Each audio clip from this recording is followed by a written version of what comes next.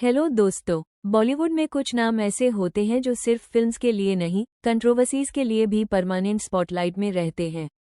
और आज का वीडियो भी उसी स्पॉटलाइट के सेंटर में खड़ी एक एक्ट्रेस पर है, जाह्नवी कपूर। इस वीडियो में हम बात करेंगे दो चीज़ों की। पहले एक अवार्ड जो जीतने के बाद सेलिब्रेशन से ज़्यादा क्वेश्चंस लाया, और फिर एक कट रोल जिसमें बिना नाम लिए भी उंगली जाह्नवी की तरफ उठने लगी। सवाल सिंपल है, ये सब कोइंसिडेंस है या परसेप्शन का गेम? सबसे पहले अवार्ड की बात। जब अनाउंस हुआ कि जाह्नवी कपूर ने female actor of the year जीता from NDTV Indian of the year awards, reaction instant था। लोगों का पहला सवाल सिंपल था, किस परफॉर्मेंस के लिए? ये वो स्टेज था जहां एप्रिशिएशन के साथ साथ कंपैरिजन शुरू हो गया। कई लोगों ने पॉइंट आउट किया कि इस साल फीमेल कैटेगरी में काफ़ी स्ट्रॉन्ग परफॉर्मेंसेस थी। इसी वजह से लोगों को जाह्नवी का नाम सबसे ऊपर आना थोड़ा सरप्राइजिंग लगा। यही से अवार्ड की क्रेडिबिलिटी, सिलेक्शन क्राइटेरिया और इंटेंट पर बात होने लगी। कुछ लोगों का मानना था कि ये एक मीडिया बेस्ड ऑनर है, इसलिए एक्सपेक्टेशंस अलग होनी चाहिए। लेकिन फिर भी सवाल उठता है, जब ऑडियंस अभी भी जाह्नवी को लर्निंग फेज में देख रही है, तो ऐसे टाइटल्स एक डिस्कनेक्ट क्रिएट कर देते हैं। Forgiving back to back flops, can't believe I am living in a world where Janhvi and Ananya are being awarded for being bad. This is embarrassing for everyone involved. The organizer, the actor, the audience, and everyone else who received the award tonight. Zero value कर दी award की। This is why we are against nepos in Bollywood। कुछ क्या तो फिर भी ठीक है, कुछ ना करके इनको ये सब मिल रहा है। जैसे हाई यह टॉपिक ठंडा होने लगा, एक और स्टोरी सरफेस पर आ गई, और सरप्राइजिंगली इसमें भी जाह्नवी का नाम घुस गया। बात हो रही है फिल्म होमबाउंड की। जब ये न्यूज़ आई कि रीम शेख ने फिल्म के लिए शूट किया था लेकिन उसका रोल फाइनल वर्जन से हटा दिया गया, तो सिंपैथी और शॉक दोनों साथ आए। रिसेंटली एक राउंड टेबल इंटरव्यू में ईशान खट्टर ने खुद कंफर्म किया कि रीम के सीन्स शूट हुए थे, लेकिन एडिटिंग और रन टाइम रीजंस की वजह से उन्हें कट करना पड़ा। Must credit and put on the table Reem Sheikh, who played that character, and she was incredible. She was incredible, and everybody loved it. But in interest of the final film and what it needed to be, and sometimes they say that, Neeraj, I've learned this quote, "Kill the darlings," you know. So for him, it was like cutting an arm and a leg. लेकिन जैसे ही ये clarification आए, तब भी कुछ लोगों ने connect बनाना शुरू कर दिया, और यहीं पर कहानी एक डेंजरस टर्न लेती है।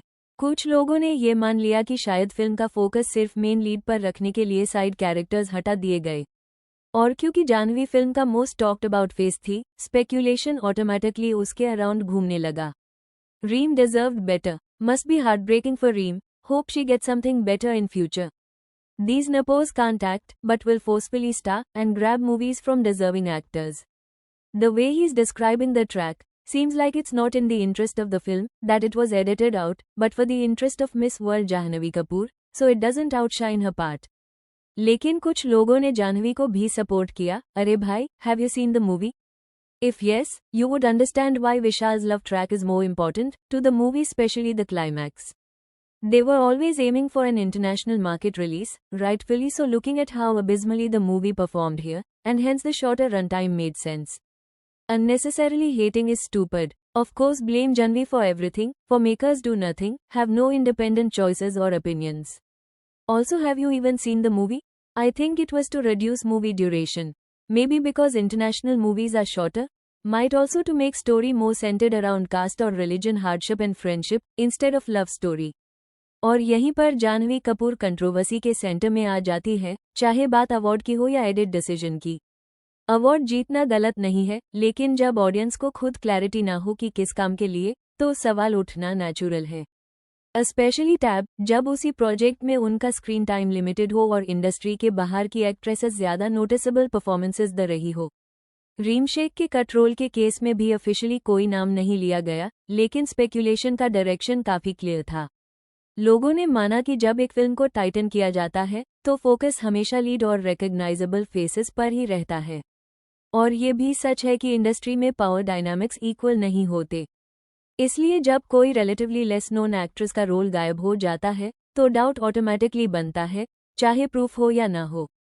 यहाँ बात जाह्नवी कपूर को विलन बनाने की नहीं है, लेकिन ये भी इग्नोर नहीं किया जा सकता कि इंडस्ट्री एडवांटेज हर डिसीजन को सस्पिशियस बना देता है। अवार्ड्स हो या एडिट्स, परसेप्शन यही बनती है कि बेनिफिट हमेशा वही ले जाते हैं जो ऑलरेडी सेंटर स्टेज पर खड़े होते हैं। और जानवी कपूर सेंटर स्टेज का हिस्सा है। तो दोस्तों, सवाल ये है, जब स्क्रीन टाइम लिमिटेड हो तो अवार्ड किस बेसिस पर मिलता है? जब एक एक्ट्रेस का रोल क्वाइटली रिमूव हो जाता है तो ट्रांसपेरेंसी क्यों नहीं होती? और जब इंडस्ट्री के फायदे हमेशा वही लोग ले जाते हैं जो ऑलरेडी स्पॉटलाइट में हैं, तो ऑडियंस को ट्रस्ट कैसे आए? क्या ये सब कोइंसिडेंस है या फिर ये बॉलीवुड का वही पैटर्न है जो हर साल रिपीट होता है? कमेंट सेक्शन में अपना ओपिनियन ज़रूर बताना। और हाँ, अगर आपको ये वीडियो पसंद आए हो तो लाइक कीजिए, शेयर कीजिए और द कॉफ़ी बच को सब्सक्राइब करना ना भूलिए। मिलते हैं अगले वीडियो में एक और बच के साथ। तब तक के लिए take care and keep watching.